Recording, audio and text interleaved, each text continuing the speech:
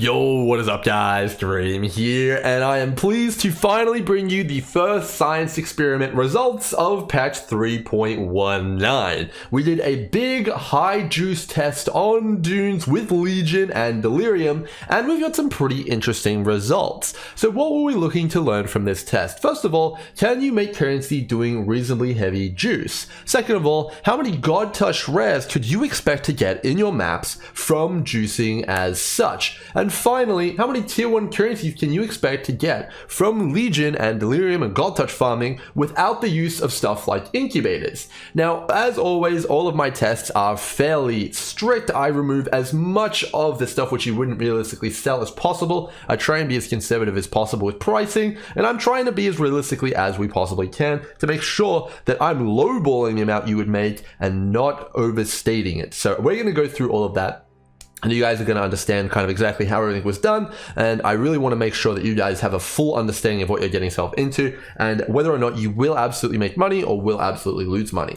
Alright, so without further ado, let's dive into it. So the first thing I want to talk about here is the level of juice that we used. So what were we using for this test? Well, we'll quickly grab this. This is the exact setup that I was using. So I had my dunes, which were Chisel, Out, and Vald. I had 40 of them in total, which was the amount of maps that we ran in this test. And I also went ahead and purchased some Delirium mirror compasses, some additional Legion pylon compasses, some polished Scarabs for Harbinger, some polished Scarabs for Breach, rusted Scarabs for Elder, and Gilded Scarabs for Legion. That was the full setup, and then we used the Kirac Legion modifier on the map device. That was my total investment. We also used 2 random sextants on the final 2 watchstones, and that was my full setup. Now, as for an Atlas passive tree, this will be in the description. It's basically a standard Legion setup tree favoring Exarch over Eater of Worlds for ease of play, with the addition of Delirium here that we've added on because we're running the Delirium mirror for a few extra chances at some reward tiles, and also a few extra reward tiles down here. And then finally, we also picked up Flash Breach because we're running Breach Scarabs. We definitely want that to be sped up a little bit. If you're curious about how I ran the maps and what they look like, you can check out my very previous video. There's some B-roll in there of me actually running them. And essentially, the gist of it is that you pop the Delirium mirror and you kind of sprint your way into the boss, kill the boss, and clear the map in reverse, prioritizing taking Legion pylons wherever possible. The Legion pylons pause and wind back the fog, and you should have anywhere between 3 to 4 of them in your maps. Couple that with the breaches and you will have enough time to clear all of the dunes while the fog is still present without too much trouble, as long as you have a very, very powerful build.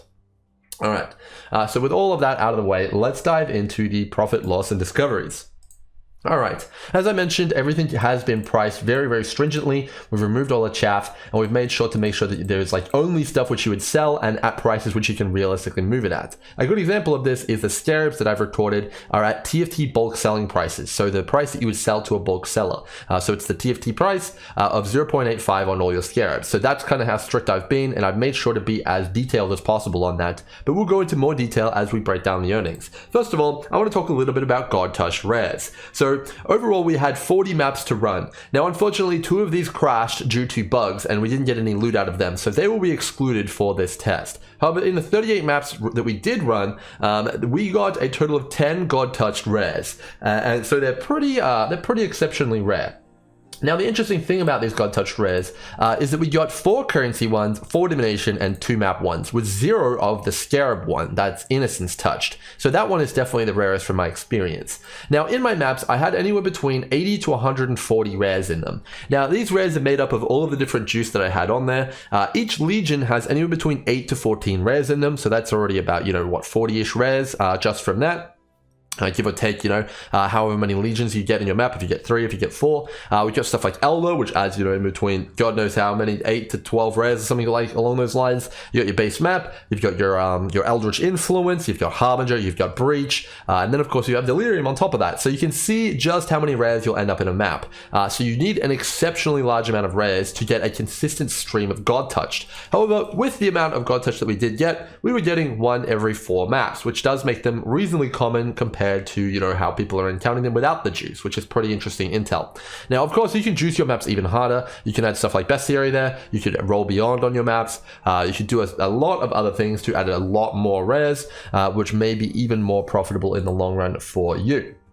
Now that's kind of all the God Touch stuff out of the way. If you're interested, anecdotally, from what I can remember, I got two Divine Orbs of 2 separate currency God Touched, and one of the God Touched drop a stack of 3 Exalted Orbs, which is pretty interesting. All of the rares were killed in the Delirium Fog, and if you're interested in the actual full test of this strategy, I streamed the entire thing over on Twitch TV. You can take a look at the VOD from last stream. Alright, okay, so that's God Touch out of the way. You can pretty consistently get access to God Touch if you juice heavily in your maps, and it definitely does yield quite reasonable amounts of currency, especially if you were looking at a Magic Find setup or something along those lines, which could be even more profitable for you. Okay, so let's talk a little bit about the tier 1 currencies that I acquired from this strategy. So I made a point not to use any incubators or anything along those lines because it would skew the results of the tier 1 currencies I was receiving. So what we have here is from our 38 maps, we received 2 Divine Orbs, 2 Anomalous Orbs, and 10 Exalted Orbs. Now what's interesting about this is that all of the tier 1 currencies are equally weighted. And in total we obviously got 14, but we got exceptionally unlucky. We got 10 Exalted Orbs, whereas we really would have liked to get more Divine Orbs. Now this is just bad luck. If you were, running this similar strategy and you got a similar amount of tier 1 currencies, maybe you would get even more Divine Orbs and you would get even higher currency than I did in terms of currency per hour or currency per map. So I think that my kind of test here was a little bit unlucky is what I'm trying to get at here. Alright, we did also get 3 Anomalous Orbs, but these were from the Harbinger, as well as Harbinger reward chests from Legion, so they will not be included in the T1 currencies that we got. So that's the T1 currencies and the God Touch rares out of the way. Alright, so now that we know exactly how we run the maps and all the stuff like that, let's get into the loot breakdown and understand how much currency we actually earned, of course, as conservatively as possible. Well, let's pull up the spreadsheet and take a look. Alright, so the total earnings was 0.7 divines per map in terms of profit in stuff you would realistically sell. But where's all that coming from, and how does the ROI look like on some of the juice that we added? Let's dive in. Alright, so from Heist, I've only got the contracts which will sell, and that's basically Deception, Perception, and Counter Thaumaturgy. Deception is obviously priced very highly, the others are priced at 1C. You can take a look at that here. Very, very interesting there. Blueprints, we got 2 gem blueprints, which are worth 20C each. Those are included. We got some Rogue Markers, so for a total of 103C. Definitely not much currency coming from Heist. Certainly not as impactful as you would expect. I guess when you're not running too many maps, it's definitely a much lesser part of your currency, especially because no one's buying the really bulky gross contracts anymore, like lockpicking. Next up, we rolled some sextants. We got an Alva sextant, we got a harvest sextant, and we also got another harvest colored sextant, like the yellow one. So those add up to about 110 chaos for those while we were rolling our sextants. So you can sell those, which are pretty good, those compasses. Which actually more than pays back our expenses on the compasses, which were over here at Sextants, which is pretty interesting. Next up, we have our emblems. Okay, so this is a pretty interesting topic. Lots of people are saying that, emblems are in the bin. You can't make any currency from Legion anymore due to the fact that emblems are so cheap. Well, it's actually a pretty interesting scenario. So just off of emblems by themselves, you actually fully pay back you do actually fully pay back the cost of all of the Legion juice. We got a total of around 1,300 chaos in emblem sales, selling on TFT pricing, so that's 0.4 divines per set, and the rest of them was sold in bulk for 280C. That's like the Timeless Emblem of Templar, Timeless Emblem of Val, Templar, Eternal, that kind of stuff like that. But yeah, just from sets alone, you pay back and profit from the juice of Legion, meaning even at these extraordinarily high prices, paying 40C per Legion Compass, Kirac, and 7C per Legion Scarab, you still make currency, which is pretty interesting with a full Legion tree. And I don't think I got exceptionally lucky or anything along those lines. It's worth noting I was using Gilded Legion though. Now, when you throw incubators into the equation as well, you definitely get a pretty interesting scenario. So the way I price incubators is pretty strict. So the only incubators that were included in that price number here are ones that I would realistically realistically use myself. And the way that I determined how I would price these is basically what I would buy them for myself and use them for myself and the ROI I expect to get. So again, I used only Geomancer, Diviners, Ornate, Kalgurin, and Skittering. Those are the ones I personally use. Skittering were priced at 1C, Kalgurin at 4, I believe. Geomancer, I think also at 4. Ornate at 8, because you basically get a Divine every set almost. And I believe that I priced the Diviners at roughly 4C. something around there. So it's pretty fair numbers here, 399C worth of value from incubators, bringing our grand total of Legion revenue to almost 1,700 chaos on a 900C investment. Almost a double return on running Legions, which is very, very nice because that's also not including all of the raw currency and stuff like that we get from Legion itself. So Legion is insanely profitable if you can run it. It's definitely one of the best lead mechanics right now, not even including the fact that you get all the God Touch rares, not including the fact that you get all the currency and anything along those lines. So Legion, you can keep farming it. There's no issues there. It's basically a free win in terms of the currency gains. All right, next up, let's talk a little bit about Delirium. So in terms of Delirium, we put Delirium Mirror on the Sextant there. So Delirium cost us a total of 250C over our 38 maps. Technically a little bit less than that because 2 of the maps got bricked. But we got a total of 304C of Delirium mobs and 257C of simulacrums.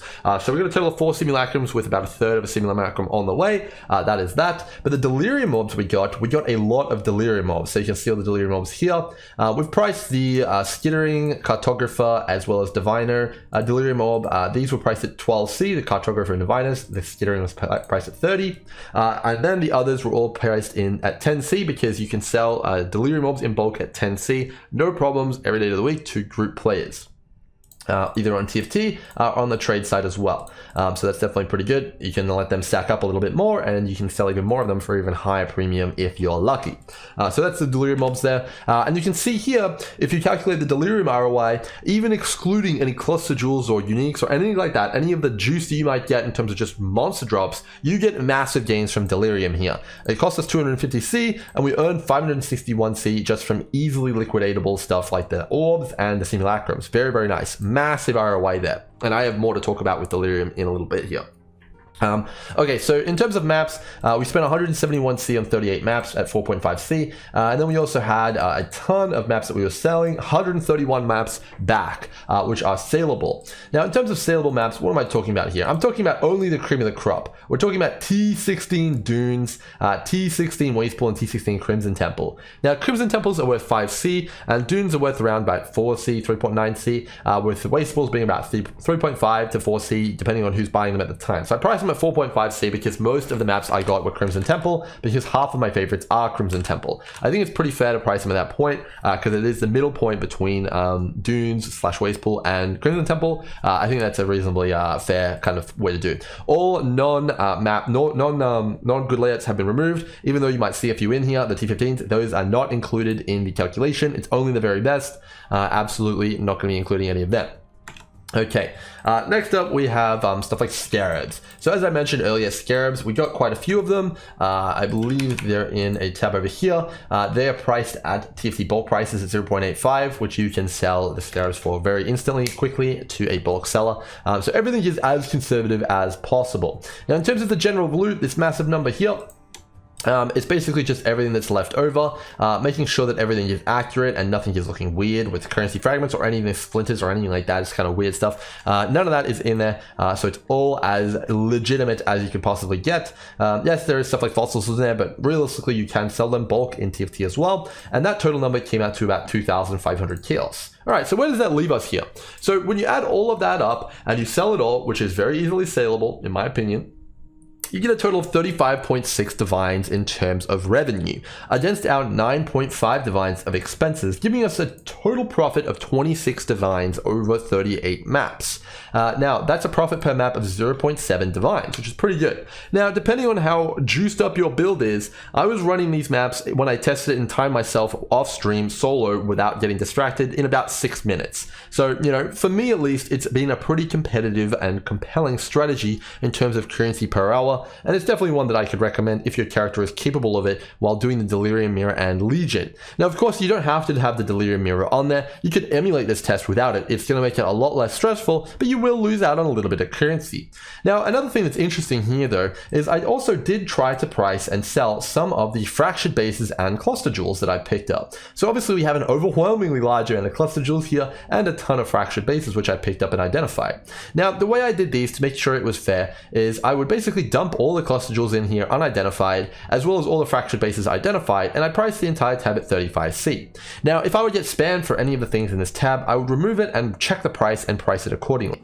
And that is basically how I did it. Everything else sold for 35C, and the total amount of currency that we earned from that is in here. I'm not entirely sure how many Keosubs this is. Let's quickly check. How many did I earn from picking up cluster jewels and fractured bases? I earned 240C, which is also included in the total earnings here. So it's definitely worth doing. Definitely have a dump tab for those things and try and sell them off. Maybe even more of them would sell over time. Not too sure, but overall that's going to be where it's at. Furthermore, we did get an Aegis Aurora, but I of course excluded that. That's not going to be in the test. In terms of divination cards, we got one called the Darker Half, we got one called an Orb of Annulment, which is the Seeker here, and we did get one, the Sephiroth, off of one of our God Touch divination beasts. So that's pretty good there. Overall, I think it's a pretty damn good strategy. I definitely learned a lot from this. Basically, you can't lose right now on some of the juice in the game. I think that some of the juice is just extremely, just horribly underpriced. It's basically impossible to lose your money on some of these strategies right now. Delirium, specifically the Delirium Mirror, we're not even playing into it, and we're earning ridiculous amounts of currency from it at this price. Even if you took it up to 400C, it would still be well and truly worth doing, just purely from the fact that you would get the cluster jewel bases, and you can sell those in top of the simulacrums and all sorts of stuff like that. And that's not even doing it on a map which is extremely favorable for Delirium. You could go even further, spec into Delirium more heavily, do it on something like Strand, it would be even more profitable. Legion, of course, is really, really great still. Even with these extraordinarily high prices and low emblem prices, you can really get a lot of currency out of Legion still. And overall, it's been pretty interesting to see this God Touch rare stuff. So where do we go from here? Well, I think that we probably need to see some people push this even further. How much further can you push the juicing in God Touch? Can you get them even more consistently? I'm not really sure. Maybe adding stuff like Bestiary to the mechanic, to the maps would be really, really effective. Maybe some other masters. We're gonna have to do a little bit more experimenting and a little bit more digging in terms of what is most effective. In terms of what I'm planning on testing next, though, I think we've had enough Legion for the league, so we're gonna put Legion on the back burner unless we need it for some extra juice later. We're probably gonna be looking into some faster strategies which are a little bit more accessible. Maybe some Metamorph or Ritual is gonna be next on the docket, trying to understand how many God Touch rares we can get, while also how much currency you can expect with the new rebalanced economy. So I hope you guys enjoyed. I'm going to make the Atlas passive tree available down below. I'll also make the spreadsheet available down below so you guys can inspect, and you know, if there's any mistakes, you can let me know down below. Hopefully everything looks good though. I double checked it, so it should be all good. Hope you guys enjoyed this video, and it's going to teach you something. Maybe you can try out the strategy if you want. It's definitely a pretty fun one, maybe a little bit stressful and intensive on the looting side here, but overall definitely a pretty solid one. You're going to make some pretty good currency per hour. For me, it turned out to be a roughly 6-ish divines, 6 to 7 divines per hour, with that selling times included, so definitely not too bad. If you want to see more of the tests live, make sure to check out the Twitch stream. There'll be info on that down below. We're going to be going live pretty much the same time every day, weekdays. Hopefully you guys enjoy the video. I'll see you guys in the next one. Cheers.